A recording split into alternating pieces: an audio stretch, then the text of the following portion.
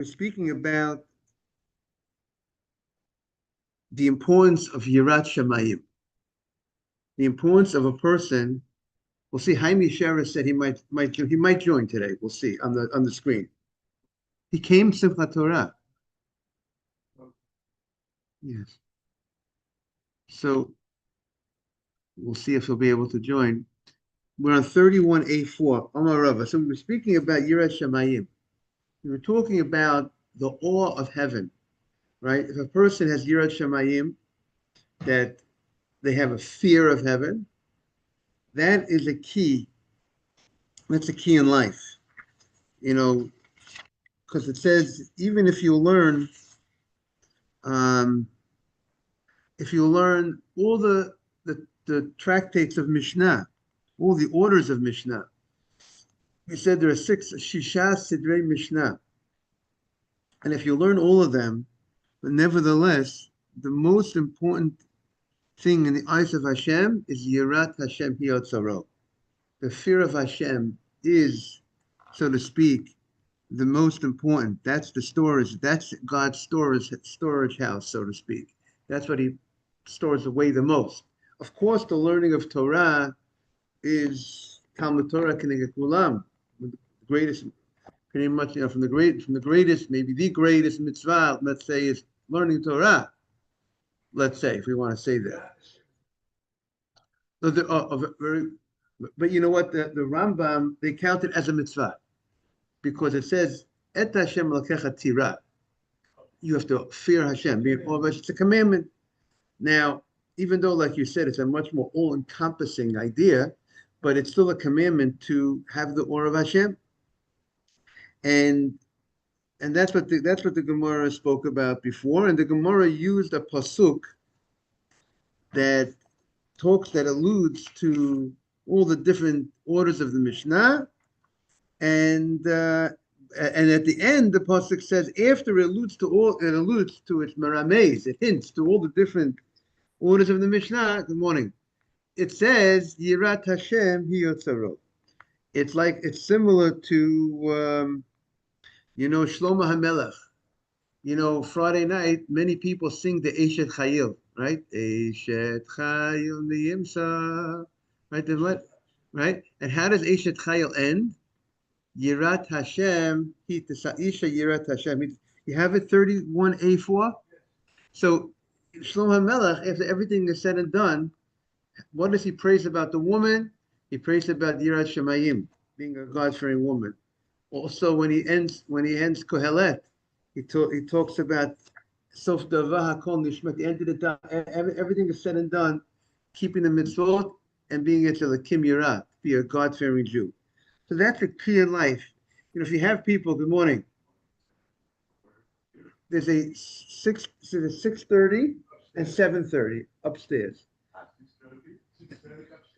If you want to go there, if you want to wait till 7:30 minyan, we have a class now. You could join a class. If you want to go to 6:30, whatever you want. It's upstairs. It's the minyan. So Yirat Shamayim is the key, as we were saying, person to be God-fearing. If you have a person that comes and studies, but if he's not God-fearing, he's missing the boat.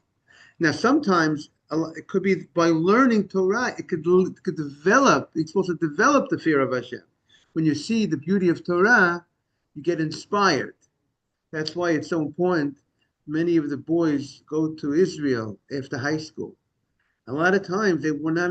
Many of them have not been inspired while they were here. Morning, Adam. Many of them might not have reached the level of inspiration of Yirat Shamayim while they were here in America, and by going to Israel post high school to a proper program, to a proper yeshiva, not for just poor of Israel type of. They have these programs that you can spend the whole year touring post high school, but you're not learning too much. Then, yeah, all the yeshivot take the kids go touring with the kids, but that's not the focus of the year to go touring, to go traveling. The focus is I remember I know someone, they went to Israel post high school. They went to a modern high school in America. They went to Israel. They spent time in Israel, spent time in Poland. That's not what you're not supposed to be doing post high school. You want to go traveling, you want to pay visit you a couple of days here, a couple of days there. Of course, but they always give them beautiful trips in the yeshivot. Beautiful tiyulim. They always go beautiful hikes, beautiful. But that's not the focus. If you're not going to Israel for the hiking, you're not going to Israel for the Torah. You're going to Israel to what? To study, to learn. You know, right? We know there are some people that even after they start working, they take off a year to learn. Okay, okay. So we're on 31A4. Now the Gemara says, if you want to send to the group, Adam, the Gemara says, Amar Rava, Bishah shemachnisin adam ledin. When a person enters judgment, that means after 120, everybody, there's the ultimate, the big court date. You know, people sometimes have to go to court here, because you got a ticket, you were speeding, hopefully no one should be speeding. Sometimes they got to go to court. That court is nothing compared to the real court date, because that usually is only a question of money, points, money. But here it's light, it's future, what's the next world, and so on. When a person enters the judgment, one of the questions that they're going to ask, they're not going to ask you, were you wearing a seatbelt or not? Maybe they will ask you, were you careful? They're going to ask you, we said yesterday, did you conduct your business actions with honesty, right? Were you honest in business? Question number one. We spoke about that yesterday, how thievery, being dishonest, people, they're stealing. If you're not honest in business and you fool the customer and you present the product, which is not, it's it's stealing. You go ahead and if you're in a car business and if you move the dial, if you're selling used cars, he thinks he's buying a car with 60,000 miles, but it really has 120,000 miles or whatever. Every business has its opportunities to be non-scrupulous. It could be someone who trades stocks has less of a problem. There are certain businesses that are less, but we also know the stock business could have inside trading, inside information, right? Am I correct about that, David? There are people that are sitting in jail for insider trading, right? So everything has its opportunities, and that's what the person is going to be asked.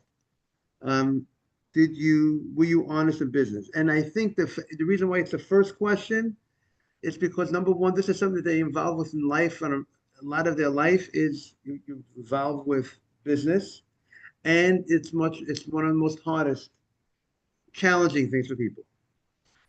But that's what Hashem expects from us, to be honest in business. I know I gave a class for the Jewish kids at Baruch College once, and one of the students said to me, Rabbi, I thought you can't be honest in business. So I said to him, I don't think you should go into business if you think that way. And I don't know if I said, hear what he said? He said, David, I don't know that he should. But if you go into business, if that's your mindset, and Baruch is known for business. It's a business. People who go to Baruch generally are looking for business. It's more of a business. That's their key. That's a niche. And then you feel if you're under that understanding and you're here, I think there's something. I think something wrong that needs to be right. What do you think, Adam? I said it. I don't know how I said it. I don't want to embarrass him. You know what I'm saying? But this is the thing I said. This is a real story, real life. People like life stories. This is a real story. Okay. But then we said yesterday a beautiful idea about emunah.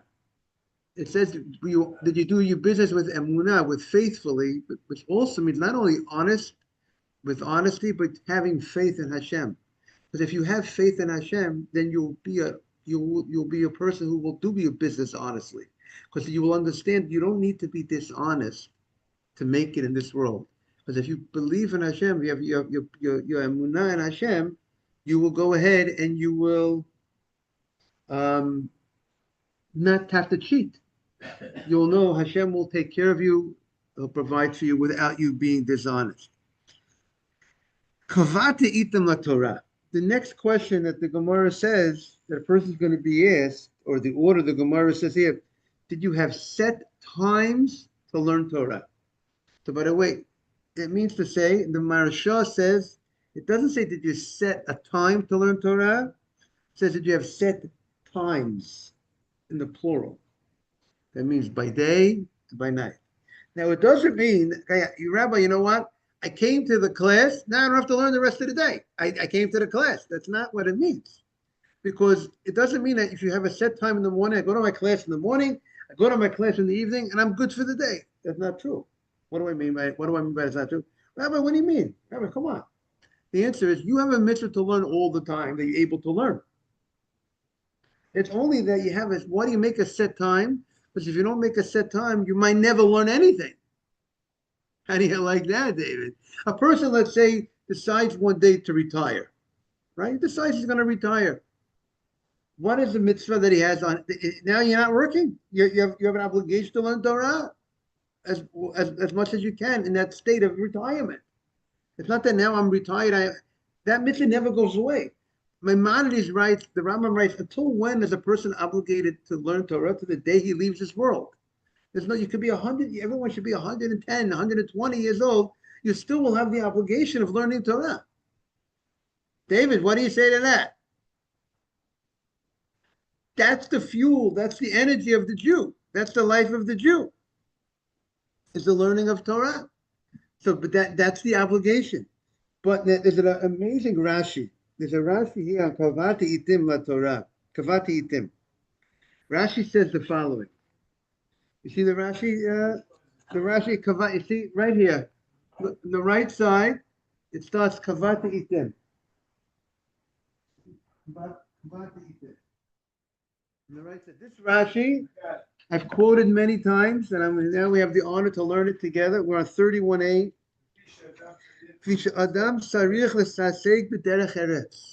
A person needs to spend time working. Why? Now why does a person need to spend time working? Now, is it I have to work for the sake of working? That's not the reason why I need to work for the sake of working. Why do I have to work? Look at Asaf, good morning. Good to see you on the screen. Why do we have to work? If you don't work, ain't Torah. What does Rashi say? What is the purpose of working? Because if you don't work, how can you go ahead and learn Torah? You have no money on the table. You have no food. You have no nothing. So how could you? Morning, Nathan.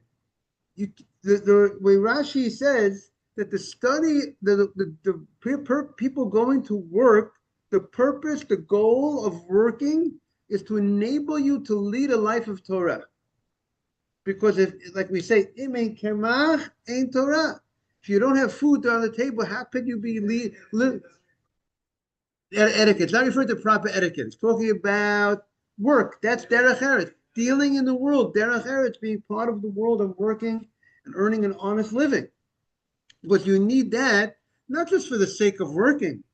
You need it because to live a proper life of Torah, you need to be able to pay your bills. Or else you're going to be total preoccupied with nothing. With that I have no job, I have no money, I have no nothing. I can't pay my bills. I have no food. How am I going to lead a productive life of Torah? Of course, there were many poor Jews like Hillel that were able to overcome. But many people have difficulty living a productive life of Torah when you want to tell them, go, I think you should study Torah. I can't study. I don't have no money. I have to figure out how to get the money. I have no money. I'm not working. I'm not this. I'm not that. So therefore, Rashi says, in Torah. So you need to work for that purpose. We're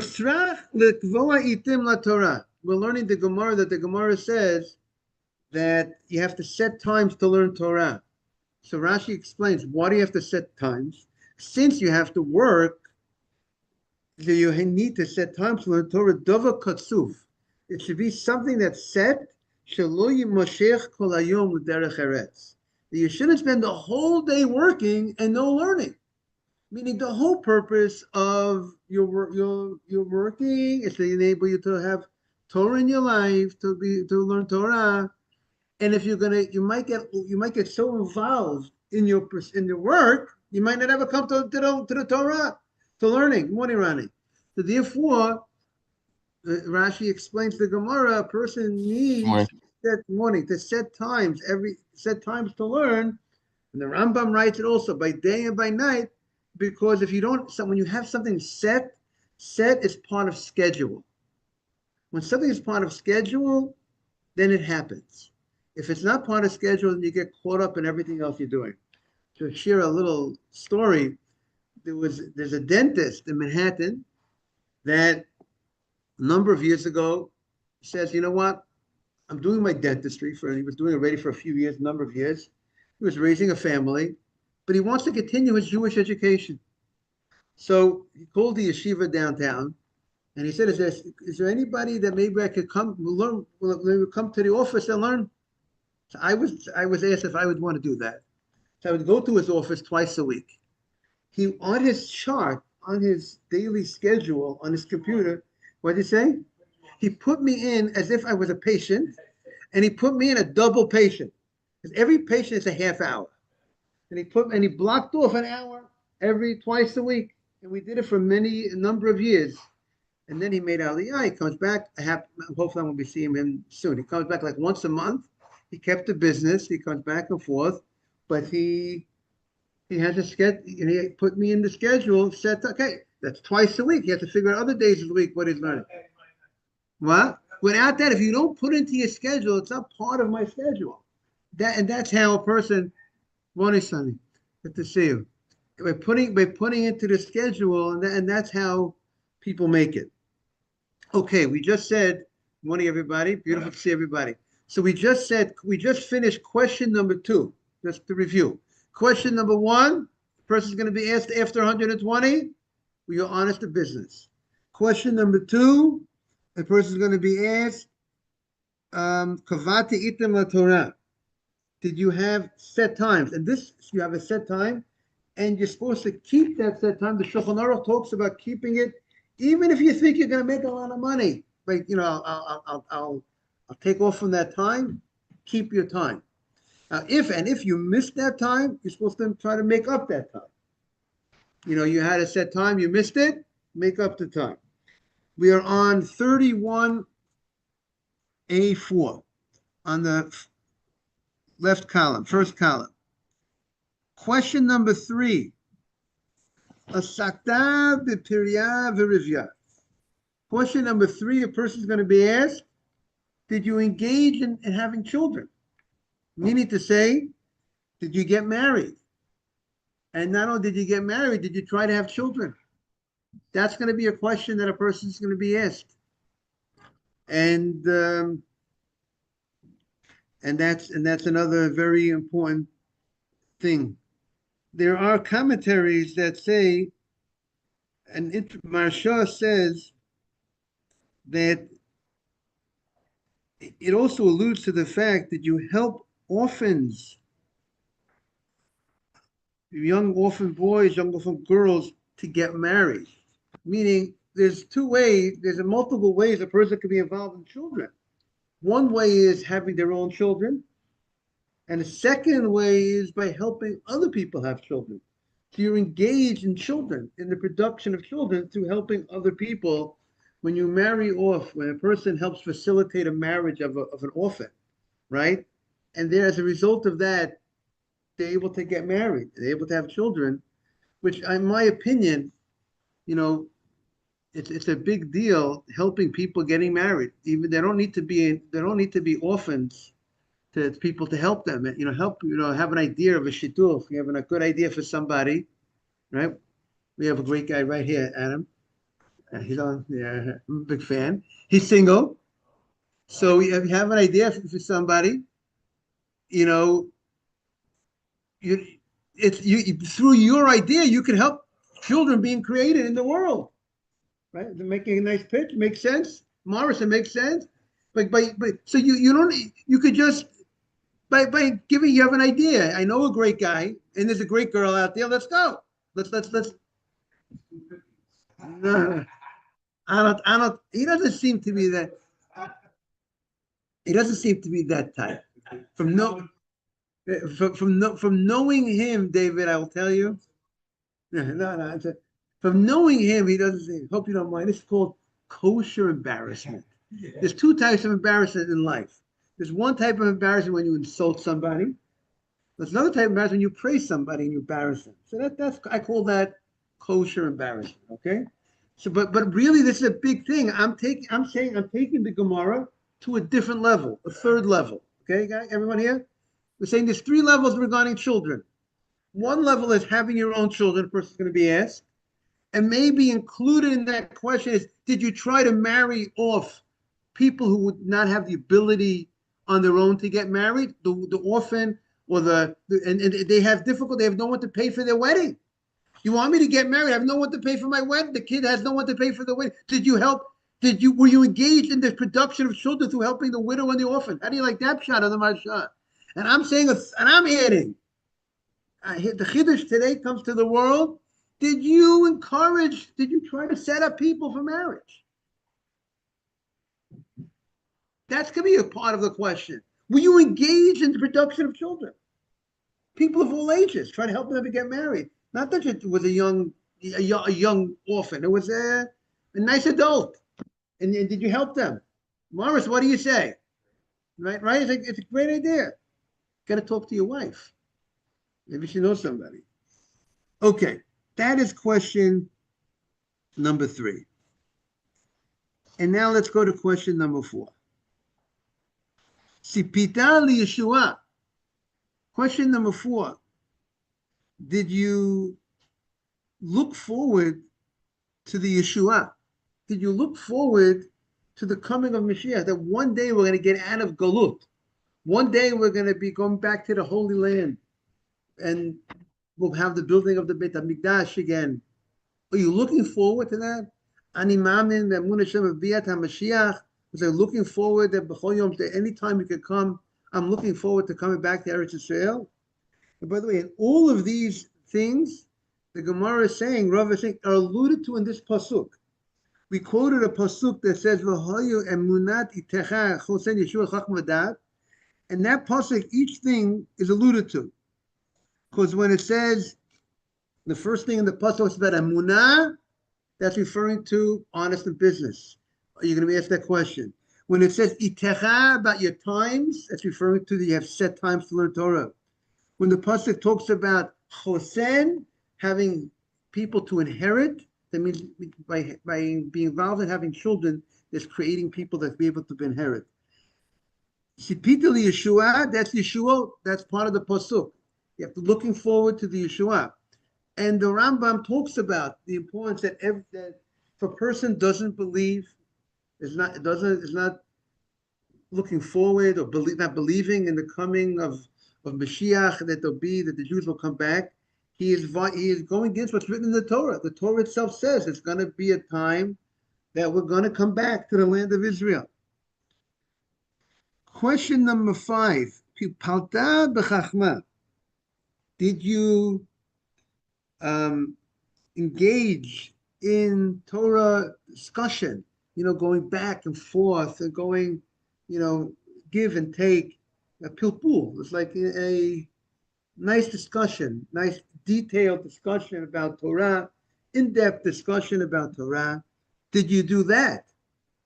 Meaning that you really got involved in the Torah study. You didn't just, everything very casual type of thing, very light, Torah light. You were a little bit more engaged in the study of the Torah. And then the 6th question is, did you bring the Torah study to a level that you were able to figure out things, infer things? You have a business meeting, right? And you have a problem, and you discuss an issue, and then you come up with an answer, right? You figure out, I could crack the issue what we're faced with, right? So did you infer different understandings of the Torah as a result of your discussion of going into it? You take it to a level that you became to understand new insights, new inferences, and new ideas you were able to figure out. Hivanta davar mitoch davar? Did you understand a new concept from something new from within, from what you studied?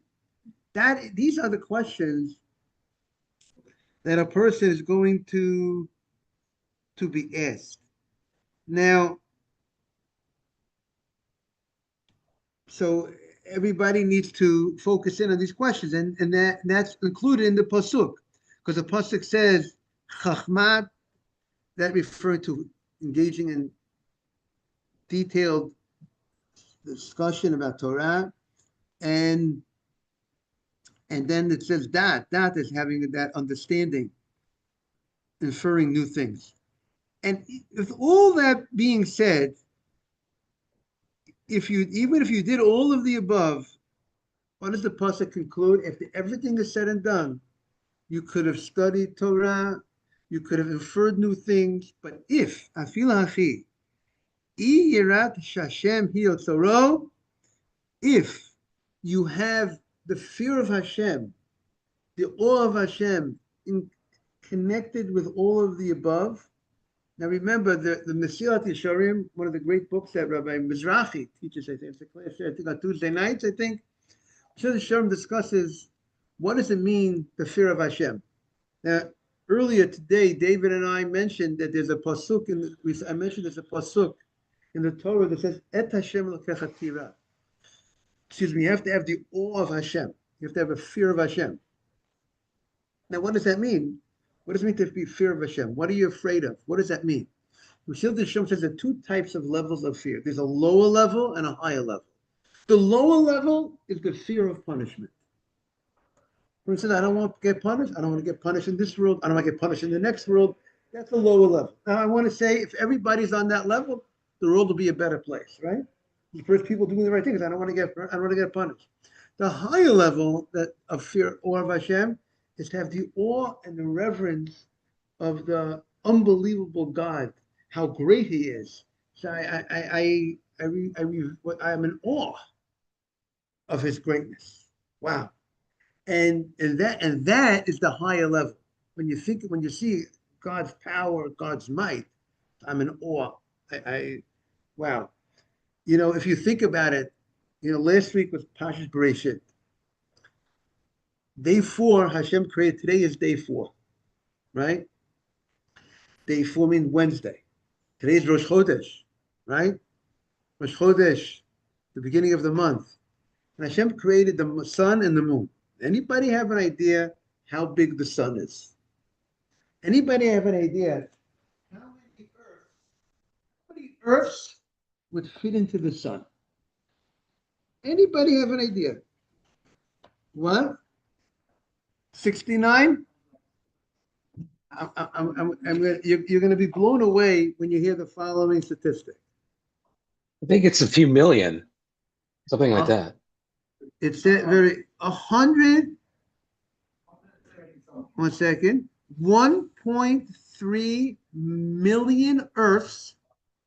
1.3 million Earths fills inside the sun. Tell your wife. Tell your wife.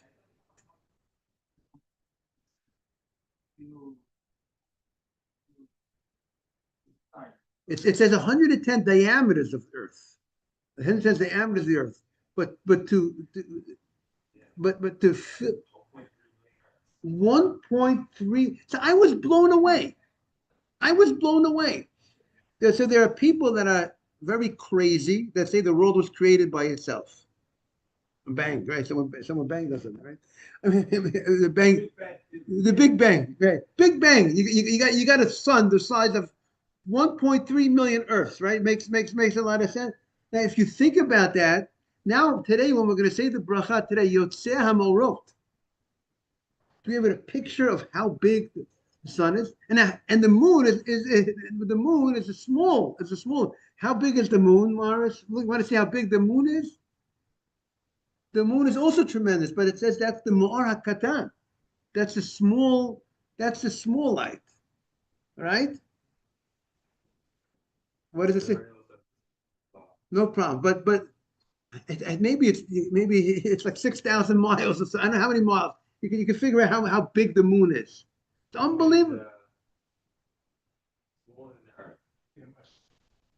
Does it say the size? 50 moons in the that will fill the earth. Okay, so 1/50th, 2% of the. But let's say it will take you maybe 10 hours, 6,000 miles to go around the earth, to go around the moon. You have an idea of it? So that should bring you, wow, God created this. He created us. We should recognize He runs the world. That should give us a certain awe, and that's the higher level. And that's.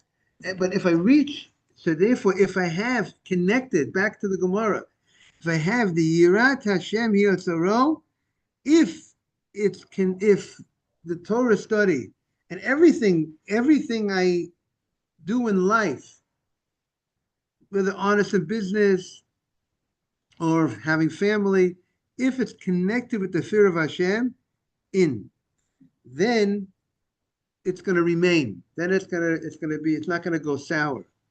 But if it's not connected, if whatever a person does, and also the way the commentary here says, if you have Yirat Hashem, if that is your main storage house, then you're going to win the court case. Then you're going to be a winner. But if a person goes out, he was honest in business and he had a family, and he learned Torah, but he didn't make the fear of Hashem so primary in their life. He didn't have fear of Hashem part of him. Now, usually, if you're doing those things, you have fear of Hashem. But if you study Torah as an academic subject, I know Torah, I set times for Torah, but it's academia, right? It sharpens my mind. If you did it for that purpose, and you didn't put the fear of Hashem into it, Morning Levi, then you're not going to win. You're not going to win the court case. He's not going to win the court case, and everything else and it's not going to last. So the Gemara says, Mashal, to understand this, Rava brings a mashal, a parable. Mashal, it's analogous to a person, La'adam sha'ama l'shlucho.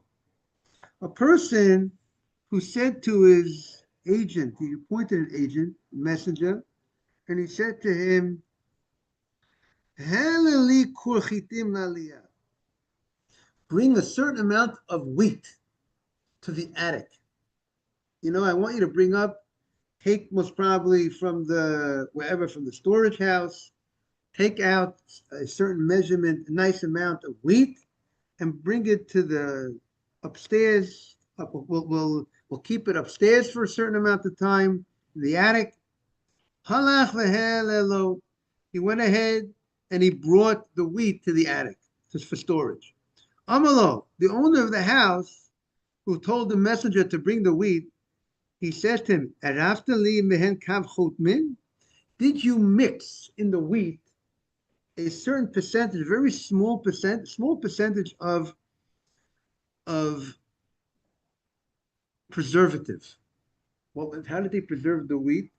They would take a certain type of earthy, salty earth material, and they would mix it with the fruit, and that would prevent the fruit from infestation by preservative. Just like we're going to have the story with Yosef, right? What was the story? Yosef said that there was going to be a famine, but they didn't preserve the produce, and they stored it away, but they didn't preserve it properly. So all their produce, went sour, and only Yosef, who knew how to store the produce properly, maybe however which preservatives he used, he was able to go ahead and he had the food. So here it's comparing if a person if you might learn Torah, but if you don't infuse with the Torah the fear of Hashem, then it's like you have the wheat, but you don't have the preservative. It's not going to remain. It's going to be forgotten. It's not going to have the impact. It's going to spoil. So that's what the person says. The Balabayit, the owner of the house, says to the messenger.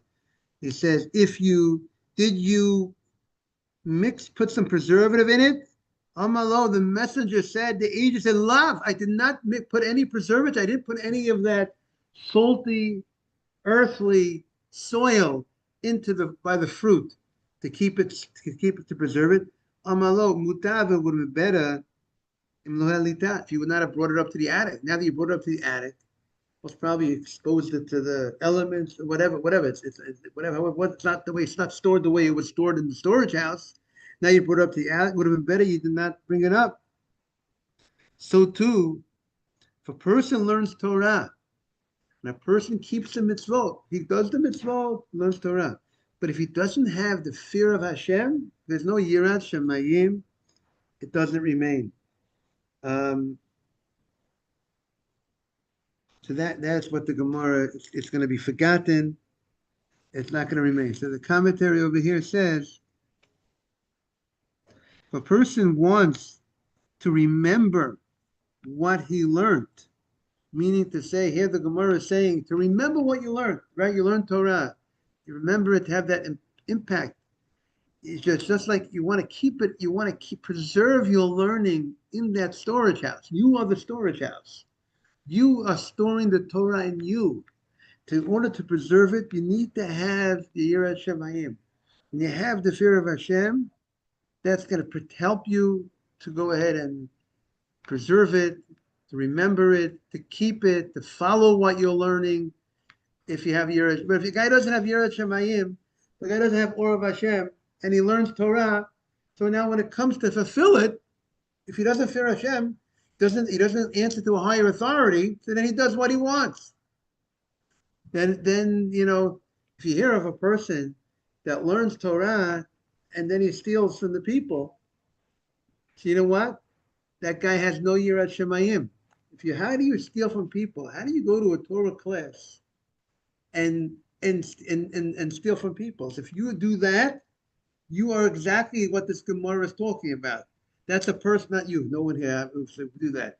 But that's a person that has Torah without Yirat Shemayim, and if he's not a God, it's obviously not God-fearing. How could a person present meat as kosher when it's not kosher? And go to a Torah class? The only way he could do that, he has no Yirat Shemayim. He doesn't fear Hashem. He only fears the dollar. That's what he fears. No, that's what he cares about. Tana Debei Rabbi Yishmael, and the yeshiva Rabbi Yishmael taught a very interesting thing. If I go over to you and I say to you, I want to buy a core, a very certain nice amount of wheat, right? Now, you, the seller, when you sell the wheat, are you allowed to mix this? Now, if I say I want to, let's say a core, certain measurement, let's say it's 30 pounds, just give me an arbitrary number. But in the 30 pounds of wheat needs, let's say, a small percentage of this preservative, of this ground, earth, this salty earth, to preserve the wheat. So the law is the seller is allowed to go ahead and include in the 30 pounds, let's say 6 ounces, 8 ounces, within the 30 pounds of this ground material to preserve it. And it's not called you're cheating the guy. Because I said, I want 30 pounds of wheat. A measurement of wheat, it's 30 pounds. But because everyone understands that the 30 pounds needs to have that amount of preservative. It's not a large amount, and that's part of the 30 pounds. That's not called you're misrepresenting, cheating the guy. That's what the Gemara says. You could you can mix a kav. It's not called cheating. I want to wish everyone a beautiful day. A chodesh tov. Hope everyone remembers that today's Rosh Chodesh.